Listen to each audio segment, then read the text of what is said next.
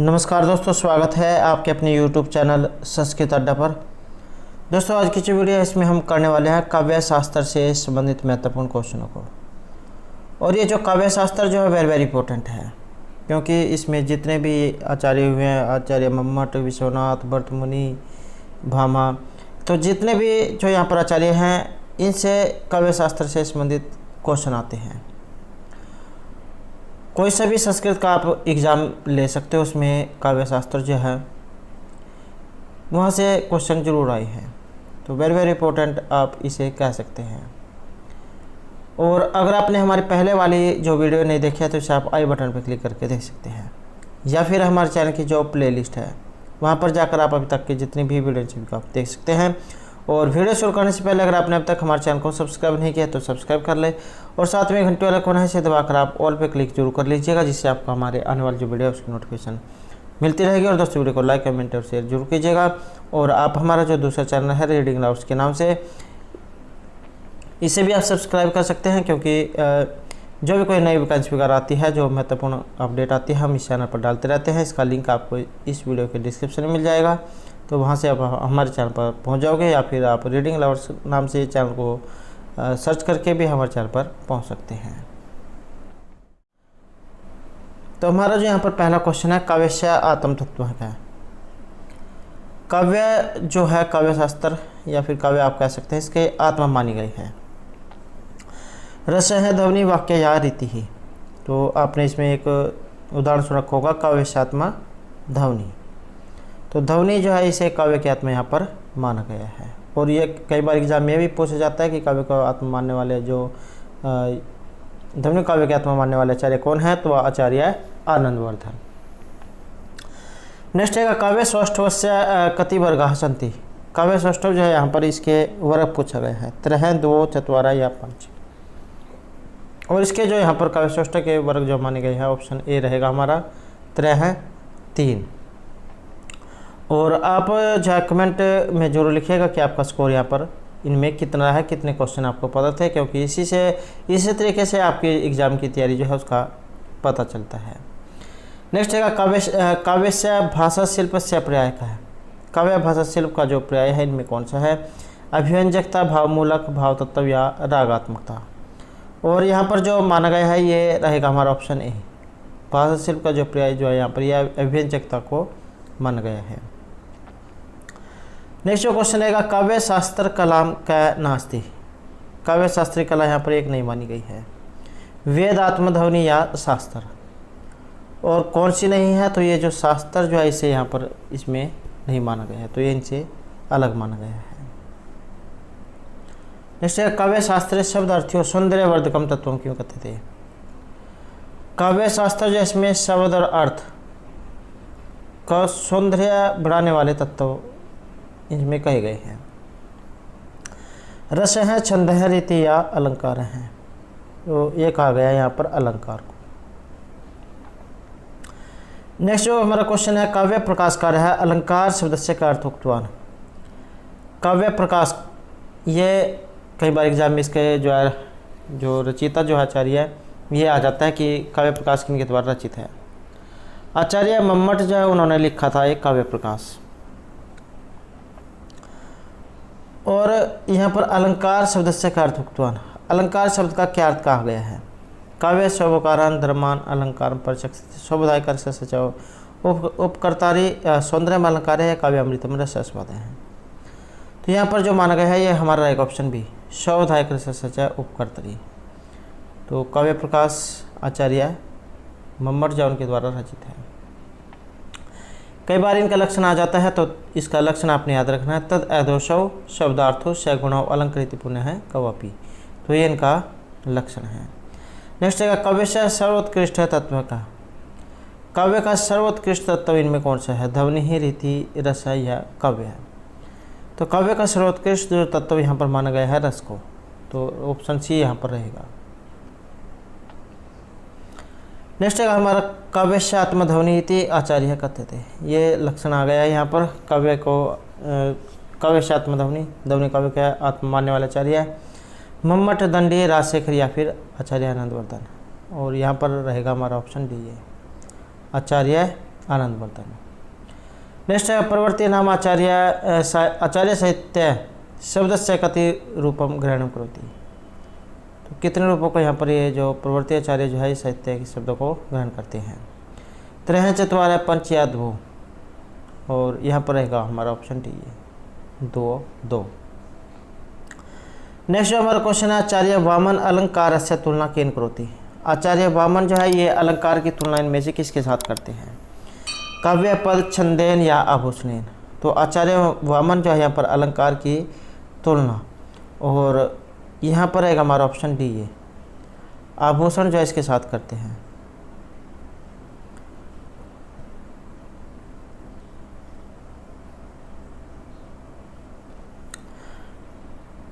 तो यहाँ पर जो इसमें जो सी आंसर चाहिए तो रहेगा आपका ऑप्शन डी है। अब इसका जो यहाँ पर आचार्य जो है आचार्य वामन इनका लक्षण आ जाता है तो रीतिरात्मा काव्य से है, ये इनका काव्य लक्षण है। रीति को काव्य की आत्मा मानने वाले आचार्य, तो ये आचार्य वामन है।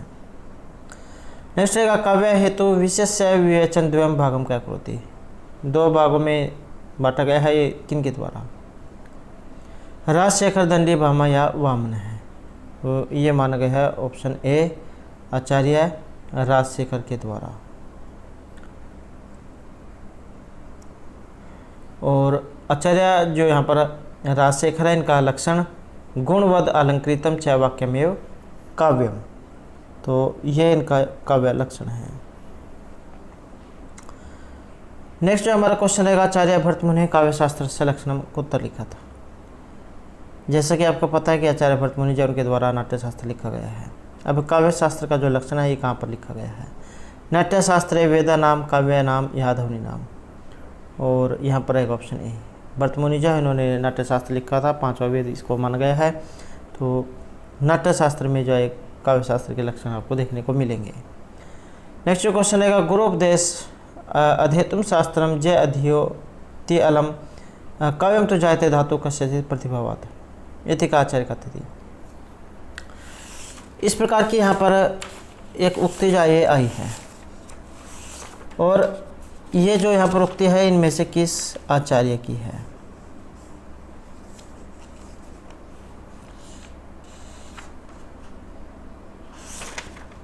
तो यहाँ पर जो हमारा इसमें से आंसर जो है रहेगा हमारा option A Acharya Bhama.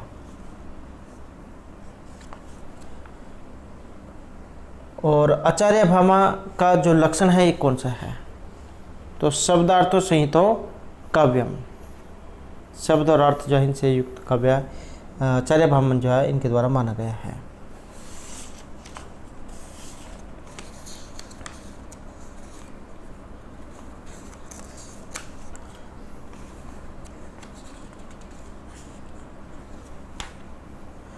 Next जो क्वेश्चन रहेगा नाट्य शास्त्र से षष्ठ सप्तम अध्याय क्या प्राप्त है। नाट्य शास्त्र जो आचार्य जो भरतमुनि उनके द्वारा जो लिखा गया है। अब इसका यहाँ पर 6ठा और 7वां जो अध्याय है इससे हमें प्राप्त होते हैं। इसमें क्या है? तो ध्वनि रस अलंकार या रीति, और यहाँ पर एक हमारा ऑप्शन भी है। तो 6ठा 7वां जो अध्याय है इसमें आपका जो रस जो है इसके बारे में बताया गया है।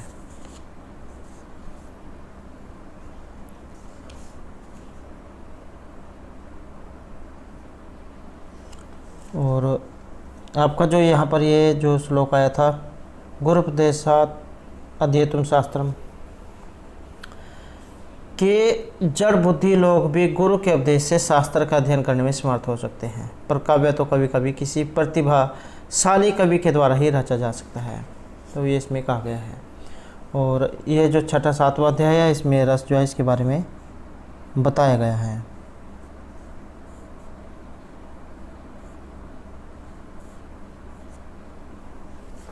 नेक्स्ट जो हमारा क्वेश्चन रहेगा व्यभिचारी भाव नाम किम कहते थे। व्यभिचारी जो भाव है इन्हें कहा गया है संचारी विभाव, अनुभाव या स्थायी भाव, और यहाँ पर है हमारा ऑप्शन ए व्यभिचारी भाव जो है इनको कहा गया है संचारी भाव। नेक्स्ट है व्यभिचारी इत्यस्य का अर्थ है। व्यभिचारी जो यहाँ पर आया है इसका अर्थ क्या लिया गया है। वे भाव जो स्थायी भाव की ओर चलते हैं, वे भाव जो स्थायी भाव की ओर नहीं चलते हैं, अस्थायी और स्थायी दोनों ओर चलते हैं, या वे भाव जो गतिशील होते हैं। यहाँ पर एक हमारा ऑप्शन ए, वे भाव जो स्थायी भाव की ओर चलते हैं उन्हें व्यभिचारी भाव कहा गया है। नेक्स्ट है रस अनुभूति किम कथ्यते। रस अनुभूति को कहा गया है। रस आस्वाद, रस चर्वण, रस आस्वाद आस्वादते है, रस आस्वाद अनुभव या रस आस्वाद विभाव। तो रस अनुभूति कथ्यते, और यहाँ पर रहेगा ऑप्शन ए, रस आस्वाद और रस चर्वण। नेक्स्ट क्वेश्चन रहेगा मुख्य रूपेण रस नाम संख्या भवति। मुख्य रूप से जो रस है ये कौन से होते हैं, इनकी संख्या कितनी है, ये कौन कौन से होते हैं। अष्ट सप्त पंचम या नवम। तो रस जो है यहाँ पर 9 माने गए हैं। श्रृंगार, हास्य, करुण, रौद्र, वीर, भयानक, विभत्स, अद्भुत और शांत। इनके सभी के स्थायी भाव भी अलग हैं। जैसे आपका श्रृंगार है, इसका स्थायी भाव हो गया रति, और विप्रलंब स्थायी भाव हो गए जैसे इसका रति।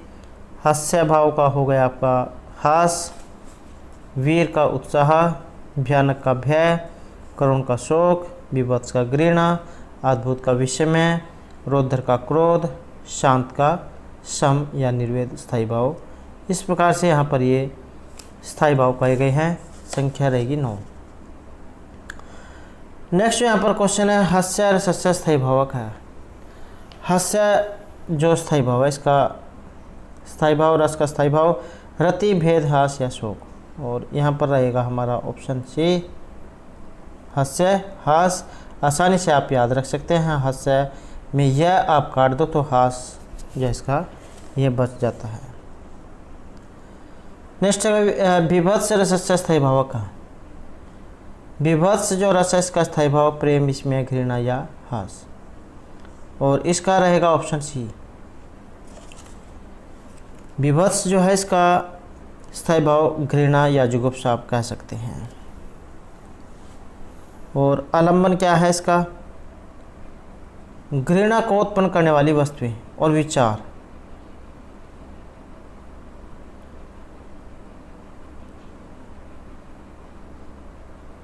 उद्दीपन क्या बताया गया है, दुर्गंध, जलना, गलना, सड़ना, विकृत रंग रूप। इसकी आप पहचान कैसे करोगे, इससे अनुभव कैसे होगा। मुख मोड़ना, सांस रोकना, आँख नाक बंद करना। नेक्स्ट है रसस्य संचारी भाव हर्ष, समृद्धि, धृति, यति, निर्वेद है। तो ये किसके हैं, शांत, श्रृंगार, हास्य या भयानक। और ये माने गए हैं शांत रस के आपके। निर्वेद जो इसका स्थायी भाव है। आलंबन रहेगा इसका संसार की ऐशारता और परम तत्व का ज्ञान होना। उद्दीपन है इसका सत्संग, तीर्थोद्घाटन करना, तीर्थाटन होता है जो देश विदेश घूमना, आध्यात्मिक चिंतन, पुराण श्रवण, शास्त्र अध्ययन, देव दर्शन, धर्मोपदेश। अनुभव होते हैं इसके जैसे रोमांच हो गया, दुखी संसार के दर्शन, कायरता, संसार त्याग, वैराग्य।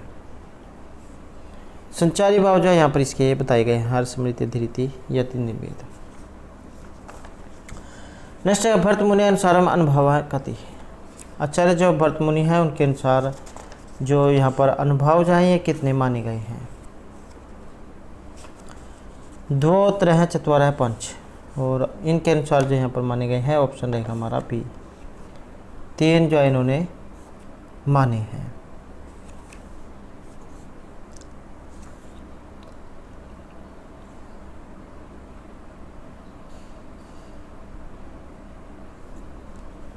नेक्स्ट रहेगा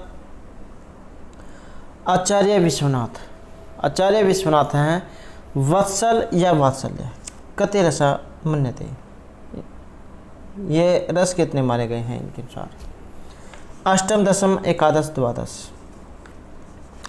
और इनके अनुसार जो यहाँ पर माने गए हैं यह हमारा एक ऑप्शन 20 में। तो आचार्य विश्वनाथ ने जो यहाँ पर 10 ये माने हैं।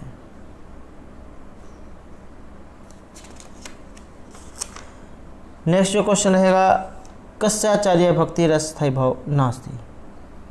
यहाँ पर एक आचार्य ऐसे हैं जो भक्ति रस को स्थायी भाव यहाँ पर नहीं मानते हैं। विश्वनाथ, दंडी, वामन या रासिक है, और यहाँ पर माना गया है ऑप्शन ए को, आचार्य विश्वनाथ। नेक्स्ट जो क्वेश्चन रहेगा, विश्वनाथ मत अनुसारम वात्सल्य देवतास्ति। विश्वनाथ के मत अनुसार वात्सल्य देवता इनमें से कौन से हैं?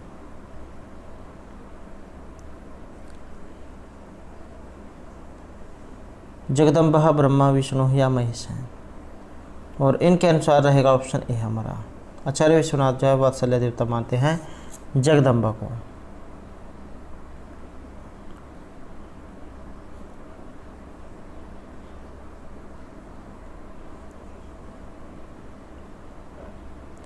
विश्वनाथ जो है यहाँ पर ये जो वत्सल जो रस है इसको स्थायी भाव मानते हैं, आपने ये भी याद रखना है।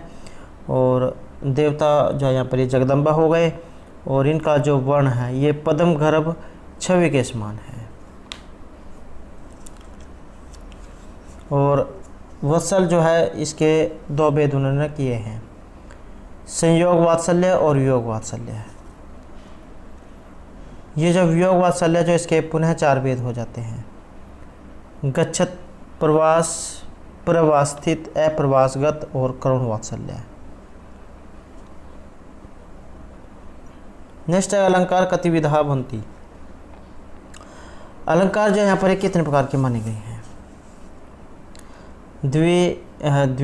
द्विविधा, त्रिविधा, चतुर्धा या पंचविधा। तो यहाँ पर हमारा जो आंसर जो है यहाँ पर रहेगा ऑप्शन बी में। अलंकार जो है यहाँ पर ये 3 प्रकार के माने गए हैं। अलंकार किन शब्दों से किस धातु से मिलकर बना है? अलम, करी और घ। अलम उपसर्ग पूर्वक, क्री धातु, घ प्रत्यय, इनसे आपका जो बना है। आभूषण आप कह सकते हैं, अलंकार आभूषण। अलम करोति इति अलंकार है, वह तत्व जो शोभित करता है अलंकार है।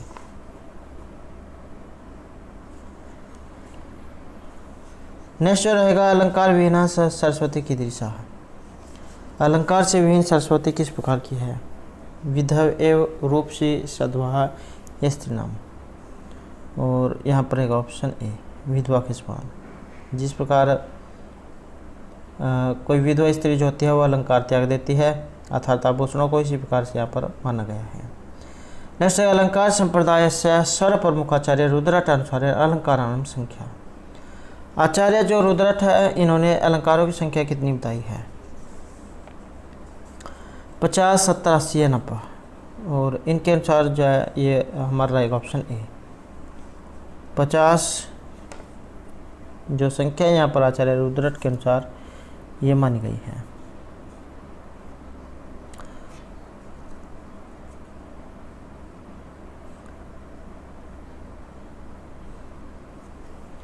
नेक्स्ट जो क्वेश्चन है हमारा, स्पष्ट रूपेण कथितम सुंदर साम्यम कस्मिन् अलंकारे भवति, और तस्य लक्षणमपि लिखत।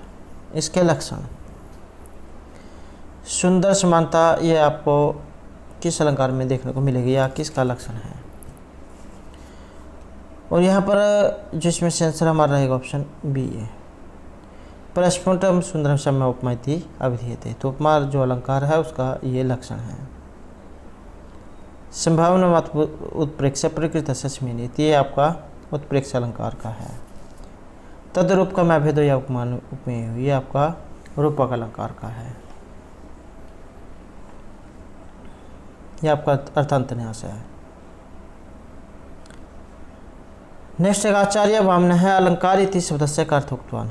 आचार्य वामन जो है यहाँ पर ये अलंकारी शब्द के जो अर्थ है ये बताते हैं। सौंदर्य में अलंकार है, शब्द अलंकार, अर्थ अलंकार, या काव्य अलंकार है।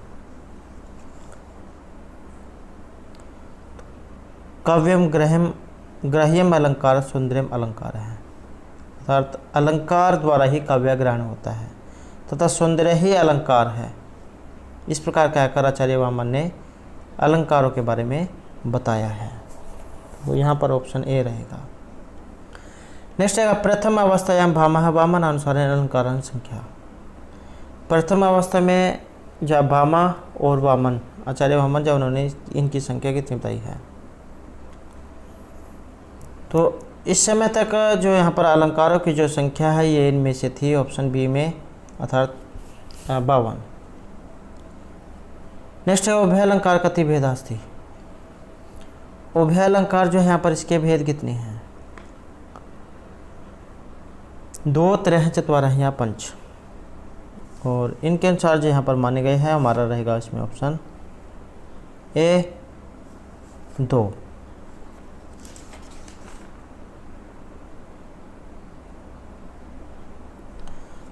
दो ये कौन कौन से हैं या क्या होता है उभय अलंकार?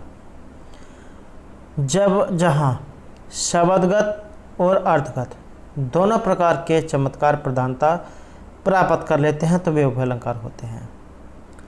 या फिर तात्पर्य यह है कि इस कोटि के अलंकारों में शब्दगत और अर्थगत सौंदर्य का एकत्र समन्वय होता है। 2 प्रकार के यहाँ पर ये बताए गए हैं, समश्रेष्टि और शंकर। नेक्स्ट क्वेश्चन है स्वभावोक्ति अलंकार से सर्वप्रथम का उल्लेख कृतवान। स्वभावोक्ति अलंकार का सर्वप्रथम उल्लेख किया है भामा काव्य अलंकार, आनंदवर्धन काव्य शास्त्र, मम्मट अर्थशास्त्र या भरत नाट्य शास्त्र में। यहाँ पर जो आंसर हमारा रहेगा ऑप्शन ए में, आचार्य जो भामा है इनके काव्य अलंकार में।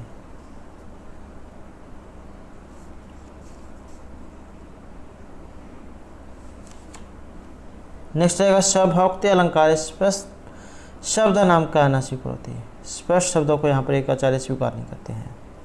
स्वभावोक्ति अलंकार में आचार्य मम्मट, दंडी, रुद्रटिया, भामह, और ये है आपके ऑप्शन डी आचार्य भामह।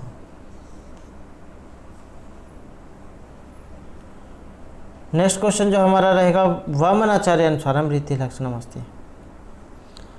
तो वामन आचार्य जो है इनके अनुसार यहाँ पर रीति के जो लक्षण है ये माने गए हैं। विशिष्ट पद रचना रीति ही विशेषण गुणात्मक पदम ईशुप्तिर गुंडादिशम मधुर स्थानांतर महान अलंकार वद ग्राम्यम अर्थ्य कुलम रीतिरात्मक आवश्य है। यहाँ पर कुछ इसमें मिनट है तो रीतिरात्मक आवश्य है, और यहाँ पर जो हमारा आंसर जो इसमें रहेगा ऑप्शन ए है विशिष्ट पद रचना रीति ही विशेष गुणात्मक पदम। तो ये है आचार्य वामन के अनुसार विशिष्ट पद रचना को उन्होंने रीति स्वीकार किया है, और विशेष पद रचना क्या है इसके विषय में गुणों को भी विशेष बताया गया है। इस प्रकार काव्य का आधार रीति और रीति का आधार वामन गुणों को मानते हैं।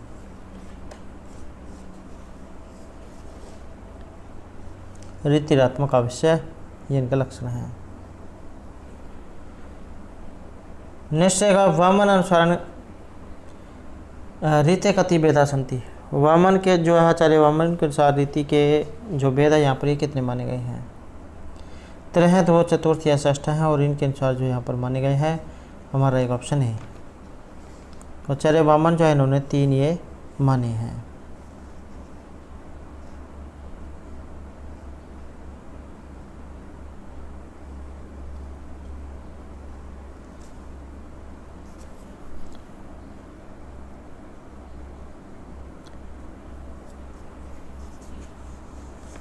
नेक्स्ट जो क्वेश्चन रहेगा रीति तृतीय महत्वपूर्ण अंक है। रीति का जो तीसरा महत्वपूर्ण अंक जो है यहाँ पर कौन सा माना गया है? रीति, ध्वनि, रस या अलंकार, और यहाँ पर माना गया है हमारा ऑप्शन डी अलंकार। अलंकार है अलंकार को।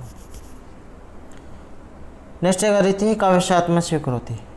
काव्य रीति को काव्य की आत्मा मानने वाला आचार्य है, और जैसे कि हमने पढ़ा है रीति आत्मा काव्य से, और ये माना है आचार्य वह मान्य। नेक्स्ट रहेगा रीति ही काव्यशात्मेति का आचार्य करते थे। एग्जाम में कई बार क्वेश्चन जो है उसको घुमा फिरा कर पूछ लिया जाता है, चाहे वो आसानी ही क्यों ना हो। तो क्वेश्चन वही है, रीतिरात्मक आविष्य इसका लक्षण किन के द्वारा लिखा गया है, या किन के लक्षण हैं, या फिर रीति काव्यशात्मेति का आचार्य करते थे। तो रीति को काव्य के आत्मा मानने वाला आचार्य है, और यहाँ पर भी रहेगा हमारा ऑप्शन है वह आचार्य है वामन है। नेक्स्ट है ध्वनि शब्द से उत्पत्ति होती। ध्वनि जो शब्द है ये बना है, ध्वनि जो यहाँ पर शब्द जो है इसका रहेगा हमारा ऑप्शन ए, ध्वन धातु कीर्तन प्रत्यय है। नेक्स्ट है लक्षण मूल ध्वनि कति भेदा संति। लक्षण मूल ध्वनि जो है इसके भेद, ये जो ध्वनि का जो यहाँ पर क्वेश्चन है इसके ऊपर हमारे द्वारा हाल ही में विस्तार पूर्वक क्वेश्चन कराया गया है। और अगर आप विस्तार पूर्वक क्वेश्चन पढ़ना चाहते हैं तो हमारे चैनल की प्लेलिस्ट में आपको वो जो वीडियो मिल जाएगी, तो वहाँ पर जाकर आप जो पूरा क्वेश्चन है ध्वनि का इसे पढ़ सकते हैं। क्योंकि अगर आप क्वेश्चन को पूरा पढ़ोगे तो आपको क्वेश्चन के सारे जो पार्ट है सारे समझ में आ जाएंगे। तो यहाँ पर ध्वनि शब्द जो है इसकी उत्पत्ति रहेगा ध्वन धातु कीर्तन प्रत्यय से। और ये जो लक्षण मूला जो ध्वनि है इसके भेद कितने हैं, त्रय दो चतवार हैं या पंच, और इसके जो भेद हैं हमारा रहेगा ऑप्शन सी है। तो लक्षण मूला ध्वनि जो है इसके 4 भेद जो आगे ये माने गए हैं।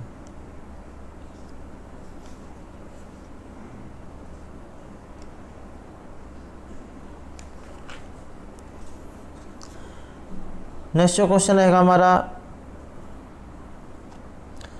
ध्वनि सिद्धांतस्य आचार्य का मनते।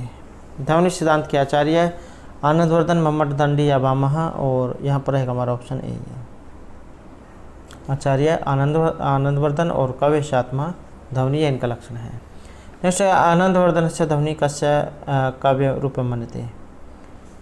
ध्वनि को किस रूप में माना है इन्होंने, वो यहाँ पर रहेगा हमारा ऑप्शन ए है काव्यशात्मा ध्वनि।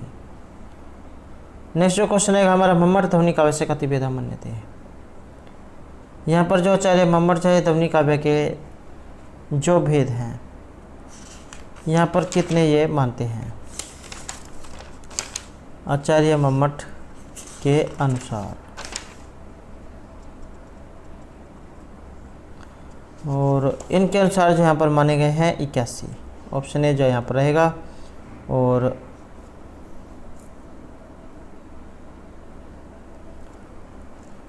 रुद्रट से रुयक तक अलंकारों की संख्या मानी गई है 103। जयदेव से जगन्नाथ तक मानी गई है 191। नेक्स्ट है वक्रोक्ति शब्द से निर्माण भवति। वक्र उक्ति, तो इन शब्द का निर्माण, और ये रहेगा आपका ऑप्शन ए में। वक्र मतलब टेढ़ा होता है, उक्ति कहना, तो वक्रोक्ति। और वक्रोक्ति कई बार इसका ये आ जाता है कि ये जो यहाँ पर वक्रोक्ति जो है ये किन के लिए आया है, इसके आचार्य कौन है। आचार्य जो कुंतक है उनका लक्षण रहेगा वक्रोक्ति काव्य जीवितम।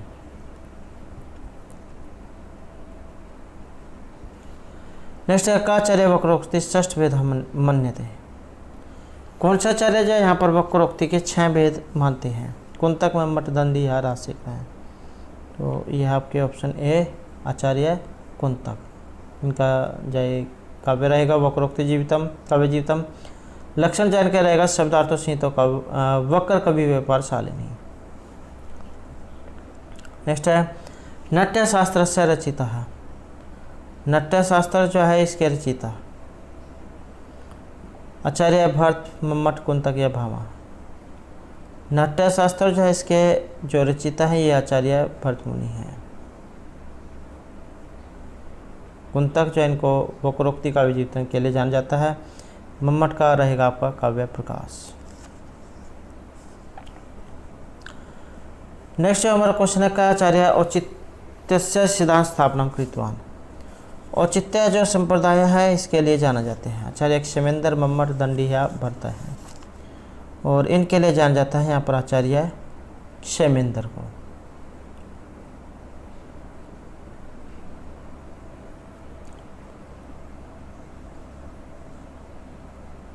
नेक्स्ट जो क्वेश्चन रहेगा हमारा, क्षेमेंद्र काव्यस्यात्म रूपम प्रतिपादितम करोति।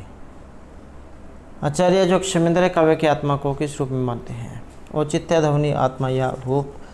और जैसे कि आप हमने ऊपरले क्वेश्चन में पढ़ा, औचित्य सिद्धांत के लिए आचार्य क्षेमेंद्र को जाना जाता है।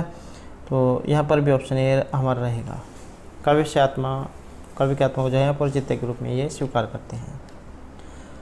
नेक्स्ट जो हमारा क्वेश्चन है, भोजराजस्य समय का। भोजराज जो है इनका समय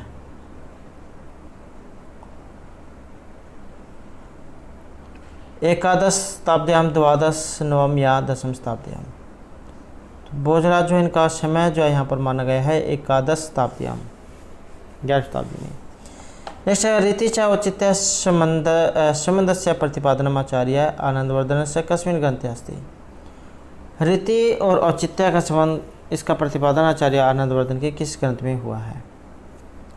नाट्यशास्त्र में, ध्वन्यालोक, काव्यशास्त्र या इनमें से किसी में भी नहीं। तो आचार्य जो आनंदवर्धन है इनको ध्वन्यालोक जो है, ध्वनिलोक, उसके लिए जाना जाता है काव्यस्यात्म ध्वनि। तो इससे आप याद रख सकते हैं, अगर इनका आपको लक्षण याद रह जाता है काव्यस्यात्म ध्वनि, तो ध्वनि जो उसके लिए जाना जाता है तो ध्वन्यालोक। नेक्स्ट है, पाश्चात्य काव्य चिंतन से श्री गणेशम करोति। पाश्चात्य काव्य चिंतन का श्री गणेश किया गया है यूनानियों के द्वारा, यूरोप, इंग्लैंड या भारत। तो यहाँ पर हमारा ऑप्शन है जी, यूनान जो है उनके द्वारा। नेक्स्ट है, प्लेटो से अरस्तु विरचित क्या रचना प्राप्त है? प्लेटो और अरस्तु इनके द्वारा रचित रचना आत्मस्वरूप, काव्यशास्त्र स्वरूप, रीति या अलंकार स्वरूप। और इनके द्वारा जो यहाँ पर माना गया है हमारा रहेगा ऑप्शन बी, काव्यशास्त्र और स्वरूप, काव्यशास्त्र स्वरूप। नेक्स्ट क्वेश्चन रहेगा, यूनान से सर्वप्रथम महाकवि का है। ये यूनानी कवि आप कह सकते हैं, यूनानी सर्वप्रथम महाकवि होमर, अरस्तु, क्रोच या लाइजेनर। और यहाँ पर जो हमारा आंसर है ऑप्शन ए रहेगा। तो यूनानी सर्वप्रथम महाकवि जो है यहाँ पर जो होमर जो है इनको माना गया है। तो दोस्तों ये थे हमारा आज के यहाँ पर संस्कृत की परीक्षाओं के लिए कुछ महत्वपूर्ण क्वेश्चन जो आपके आगे आने वाले एग्जाम के लिए महत्वपूर्ण रहेंगे। और दोस्तों अगर आपने अभी तक हमारे चैनल को सब्सक्राइब नहीं किया तो सब्सक्राइब कर लें इस प्रकार की महत्वपूर्ण या यहाँ पर क्वेश्चनों के लिए। और हमारे साथ अंत बनाने के लिए धन्यवाद।